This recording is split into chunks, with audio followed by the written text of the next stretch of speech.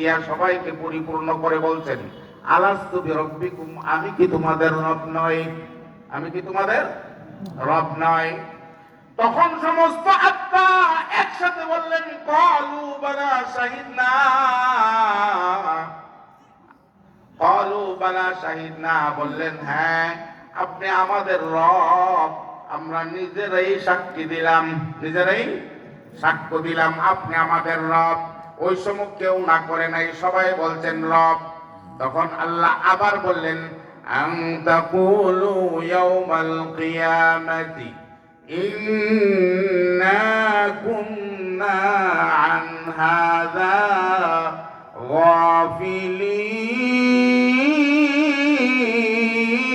গাফিলিন। আল্লাহ তাআলা ডাক দিয়ে বলেন, সাবধান, এমন কথা যদি কিয়ামতের ময়দানে না হয়, আল্লাহ আমরা উদাসীন ছিলাম, আমরা বুঝ ছিল না, এই ব্যাপারে আমরা মনে নাই, এই কথা যাতে না বলা হয়। মহান আল্লাহ আমাদেরকে দুনিয়াতে পাঠাইলেন, পাঠানোর পর আল্লাহর মানসা হলো, চাহিদা হলো, আমার বান্দা বান্দি দুনিয়াতে গেছেন, প্রশ্ন মাত্র একটা।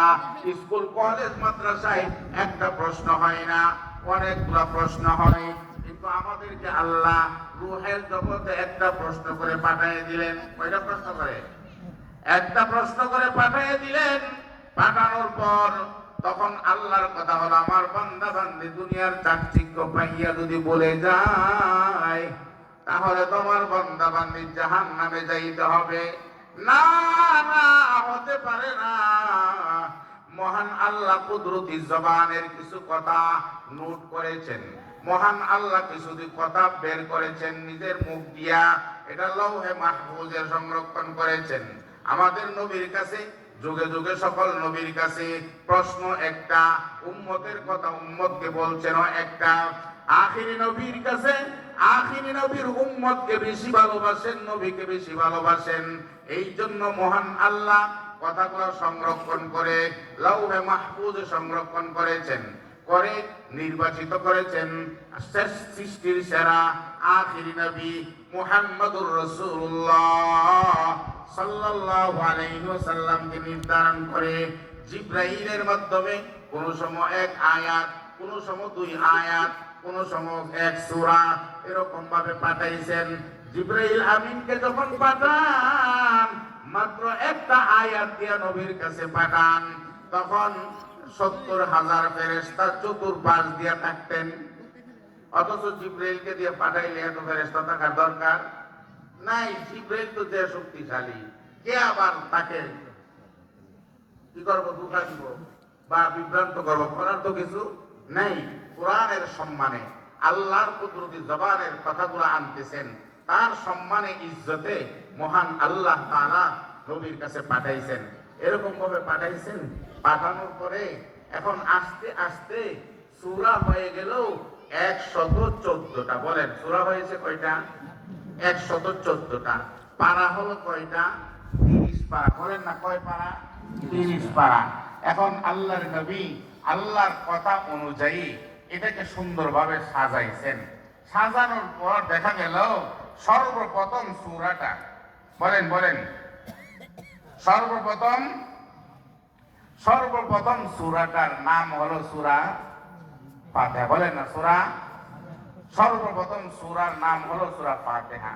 সূরা ফাতিহার মধ্যে দেখেন সর্বপ্রথম ওই বান্দা নামাজের মধ্যে দাঁড়ায় কিনা যদি বলেন, ইবাদতের মধ্যে শ্রেষ্ঠ ইবাদত হলো নামাজ।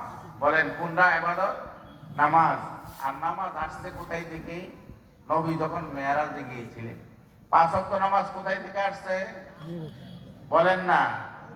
নবী যখন মেরাজে গিয়েছিলেন তখন আমাদেরকে দিয়েছিলেন ৫০ ওয়াক্ত নামাজ। কয়েক ৫০ ওয়াক্ত নামাজের মধ্যে আল্লাহ তাআলা মিশকাত শরীফের হাদিস, এক হাদিস ১০ ওয়াক্ত করে কমাইছেন, আর এক হাদিস ৫ ওয়াক্ত করে কমাইছেন। এটাও কিভাবে? মূসা আলাইহিস সালাতু ওয়াস সালাম মেরাজ থেকে আসার পরে নবীকে জিজ্ঞাসা করে, নবী আপনার উম্মতকে আল্লাহ কি দিবেন? নবী বলতেছেন আমার উম্মতকে ৫০ ওয়াক্ত নামাজ দিবেন। বলেন তো নবী খুশি না বেজার? বলেন না খুশি, বলেন না আমরা খুশি না বেজার? বেজার বলে। দেখেন আল্লাহর মানসা কি। আল্লাহ 50 ওয়াক্ত নামাজ দিয়ে 50 ওয়াক্ত রাখছেন, কমাইতে কমাইতে কত করছেন? 5 করছেন। আল্লাহ বলেন যদিও তো কমাইছি, মাগার সওয়াবের দিকটা ঠিকই রাখছি। আমার বান্দা বান্দি উম্মতি মুহাম্মাদি 5 ওয়াক্ত নামাজ পড়বে, 50 ওয়াক্তের সওয়াব পাবে। আরো জোরে কর। এখন আল্লাহর কথা হলো ইবাদতের মধ্যে শ্রেষ্ঠ ইবাদত নামাজ। আমার বান্দার সাথে আমার কথা হবে, আমার বাদীর সাথে আমার কথা হবে। কথা কিভাবে হবে? বান্দা নামাজে দাঁড়াইয়া যখন আরম্ভ করে, দেখেন সানা করে আউযু বিল্লাহ বিসমিল্লাহ পরে সর্বপ্রথমই বলে আলহামদুলিল্লাহি রাব্বিল আলামিন বলে কিনা জোরে বলেন। তাহলে দেখেন ওই যে রব আলাস্তু বিরব্বিকুম, আমি কি তোমাদের রব নয়? আমরা বলেছিলাম ক্বালু বালা শাহিদনা, অবশ্যই আপনি আমাদের রব, এই কথার উপর আমরা সাক্ষ্য। আল্লাহ তাআলা বলেন বান্দা বান্দি যদি ভুলে যায় তাহলে অবস্থা তো কঠিন হয়ে যাবে। এই জন্য আল্লাহর কুদরতি জবানের এই নূর করা কিতাবটা আখিরি নবীর কাছে দিলেন। সাজানোর মধ্যে সর্বপ্রথম সূরা ফাতিহা, সূরা ফাতিহার মধ্যে সর্বপ্রথম আয়াত হলো রব, বলেন ঠিক না? সর্বপ্রথম হলো আলহামদুলিল্লাহি রাব্বিল আলামিন, সর্বপ্রথম রব। আরেকটু যান, এরপরে ওয়াবুদু রাব্বাকুম, আরেকটু যান রব্বানা যালামনা আনফুসানা, আরেকটু যান রব্বানা হাব লানা মিন আজওয়াজিনা, আছে না নাই বলেন? তাহলে রব শুধু রব এরকম ভাবে। এরপরে আল্লাহর কথা হলো বান্দা তুমি লাস্টে যাও, লাস্টের সূরার নাম হলো সূরা নাস। সূরা নাস, নাসের মধ্যে যাইয়া দেখেন সর্বপ্রথম আয়াতটাই হলো কুল আউযু বিরাব্বিন নাস। রব আসেনি, জোরে বলেন রব আসেনি। প্রথম রব, মধ্য রব, লাস্টে রব। বান্দা যাতে রব কথা বলে না যায়। কেন আল্লাহ এই কথা বললেন? মহান আল্লাহ বলেন ইন্নাল্লাযীনা ক্বালু রাব্বুনাল্লাহ, নিশ্চয় যাহারা বলেছেন আল্লাহই আমাদের রব, সুম্মাস্তাকামু, তার উপর অটল রয়েছে। অটল যদি থাকে তাহলে আল্লাহ বলেন তাতানাজ্জালু আলাইহিমুল মালাইকা, তখন যেই ব্যক্তি রব বলে রবের উপর অটল থাকবে সেই ব্যক্তির অবস্থাটা কি হবে? জান্নাতি ফেরেশতারা এসে ওই বান্দাকে কঠিন মুহূর্তে, যেই মুহূর্তে মা আপন বলতে, যদিও মা আপন কিছু করার ক্ষমতা নাই, বাবা আপন কিছু করার ক্ষমতা নাই, সন্তান আপন পানি দিয়েছে ডুব দেওয়ার মতো ক্ষমতা নাই, এমত অবস্থায় পড়ে আছি, পানি ডুব দিতে পারে না। যদি আমি রবকে রব বলে যদি স্বীকার করি, মহান আল্লাহ তাআলা বলেন তাতানাজ্জালু আলাইহিমুল মালাইকা, ওই কঠিন মুহূর্তে আমি আল্লাহর তৈরি নূরের ফেরেশতারা জান্নাতি সামান নিয়ে আমার বান্দা বান্দির কাছে উপস্থিত হয়ে যাবে। কঠিন মুহূর্তের মধ্যে উপস্থিত হবে। তাই বলবেন আল্লাহ তাখাফু ওয়ালা তাহজানু, ফেরেশতারা বলেন বান্দা রে তোমার কোনো আল্লাহ তাখাফু, তোমার কোনো ভয় নাই, তোমার কোনো টেনশন নাই। ওয়া আবশিরু বিল জান্নাহ, তোমার জন্য জান্নাতের সুসংবাদ। সুবহানাল্লাহ। এখন আসুন রব কাকে বলা হয়? মুফাসসিরিনে কেরাম রব শব্দের অনেক ব্যাখ্যা করেছেন। এর মধ্যে 4টা বললেই যথেষ্ট। মনে রাখতে পারবো তো ইনশাআল্লাহ? বলেন বলেন। অনেকগুলো বলবো না, মাত্র বলবো 4টা। 4টা স্মরণ রাখলেই যথেষ্ট। রবের অর্থ কি? মুফাসসিরিনে কেরাম বলেন রবের অর্থ হলো 1 নাম্বার সৃষ্টিকর্তা। রবের অর্থ জোরে বলেন। 1 নাম্বার হলো রব অর্থ সৃষ্টিকর্তা। 2 নম্বর রব অর্থ হলো পালন কর্তা। কি কর্তা? যিনি সৃষ্টি করেছেন, লালন পালনের দায়িত্ব তিনি। নিয়েছেন? বলেন না, কে নিয়েছেন? তাহলে রব অর্থ সৃষ্টিকর্তা 1 নাম্বার, 2 নম্বর রব অর্থ পালন কর্তা, 3 নম্বর রব অর্থ মালিক, 4 নম্বর রব অর্থ আইনদাতা। কি দাতা? তাহলে এখন আবার আসেন নতুন করে। রব অর্থ 1 নম্বর হলো সৃষ্টিকর্তা। বলেন, রব 1 নম্বর কি? সৃষ্টিকর্তা, 2 নম্বর পালন কর্তা, 3 নম্বর মালিক, 4 নম্বর আইনদাতা। তাহলে রব 1 নম্বর হলো সৃষ্টিকর্তা। আল্লাহ তাআলা বলেন, ইকরা বিসমি রাব্বিকাল্লাযী খালাক। সুবহানাল্লাহ। তাহলে সৃষ্টিকর্তা, এর অনেক আলোচনা আছে, করা সম্ভব হবে না। সংক্ষেপে আমি বলতেছি, রব শব্দের অর্থ আমরা 4টে বললাম। কয়টা?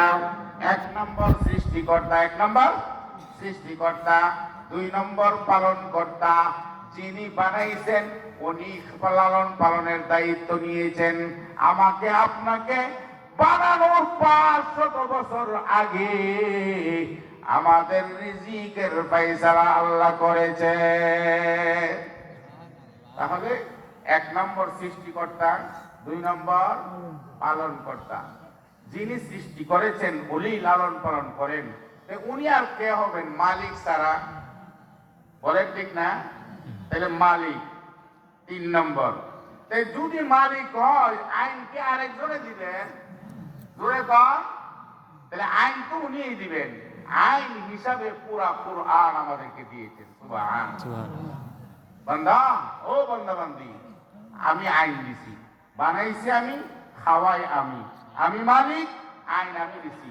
আমার সংবিধান কুরআনুল কারীম। সুবহানাল্লাহ বলেন। আল্লাহ যে সংবিধান দিয়েছেন তার নাম কুরআন। বলেন, যে সংবিধান দিয়েছেন তার নাম কি? একমাত্র কুরআন হলো আমাদের জীবন ব্যবস্থা, ঠিক না? কুরআন এবং সুন্নাহ, এছাড়া বিকল্প কোনো রাস্তা নেই। এখন বান্দার কথা হলো, আল্লাহর কথা হলো, বান্দা আমি চাই দেখো আমি সব। এই জন্য তো বলে আল্লাহ আমার রব, এই রবই আমার সব। বলে না? তোরা বলেন, বলে না? বলে আল্লাহ আমার রব, এই রবি আমার সব। দমে দমে তন মনে তারি অনুভব। আল্লাহ আমার, বলেন না, আল্লাহ আমার রব, এই রবি আমার সব। আল্লাহ আমার রব, আমার রব ওই হলো আমার সব। সংবিধান দিছেন কোরআন, তা মানতে হবে কিনা? জোরে বলেন, জোরে বলেন, মানতে হবে কিনা? এখন আসুন, আল্লাহ বলেন, বান্দারে এই কথাগুলো আমার কুদরতি জবানের, আর এই কথাগুলো তুমি বলবা শ্রেষ্ঠ ইবাদত নামাজে। নামাজের মধ্যে বলবি, আমি আল্লাহকে তুমি ডাকবি। নামাজের মধ্যে কারো সাথে কথা বলা যায়নি। জোরে বলেন, নামাজের মধ্যে কারো সাথে কথা বলা যায়নি। কেন বলা যায় না? আল্লাহ নিষেধ করে দিয়েছেন, কথা বলা যাবে না। এই সময়টা শুধু আমার জন্য নির্ধারিত, শুধু কথা হবে আমার সাথে, আর কাহার সাথে কথা হবে? জোরে কথা বুঝতেছেন?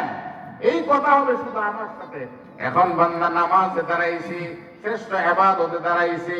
বলেন তো দেখি, কুরবানি করতে গেলে কথা বলা হয়নি? কুরবানি ইবাদত না? কুরবানি ইবাদত না? ইবাদত। কুরবানি করতে গেলেও কথা হয়, কথা হয় না? এই গরুটা বান, পায়ে বান, মাথার ধর, এই তাড়াতাড়ি ধর, হুজুর রে কয় আইতো। কি বলে? কুরবানি ইবাদত, কথা হয়। হজ ইবাদত, কথা হয়। যাকাত ইবাদত, কথা হয়। কিন্তু নামাজ ইবাদত কাহার সাথে কথা হয় না। একমাত্র কথা হয় কার সাথে? জোরে কর না। একমাত্র কথা হয় কার সাথে? আল্লাহ বলেন, বান্দা একটা সময় নির্ধারণ করে দিলাম, 5টা সময় নির্ধারণ করেছি। মুয়াজ্জিনকে বলে দিয়েছি, মুয়াজ্জিন রে, ওই 5টা সময় আমি আল্লাহর পক্ষ থেকে নির্ধারিত। তুমি শুধু ঘোষণা দিবা আমার বান্দা বান্দিকে, আমি তাদের সাথে কথা বলবো। যারা আমাকে ভালোবাসে তারা থাকতে পারবে না। তোমার কথা শোনা, আওয়াজ শোনার সাথে সাথে তো তারা দৌড়ে চলে আসবে। আইসা দেখবেন দাঁড়ায় গেছেন, আল্লাহু আকবার বলে হাত বেঁধে রয়েছেন। এখন আরেকজন দেখ, ওই ভাই আব্দুল্লাহ ভাই, ওই আব্দুল্লাহ ভাই, জবাব দেয়নি। জোরে কোন জবাব দেয়নি? কেন দেয় না? এখানে জবাব দেওয়ার সুযোগ নাই। আমার মালিকের সাথে এখন কথা হচ্ছে, যিনি বানাইছেন, যিনি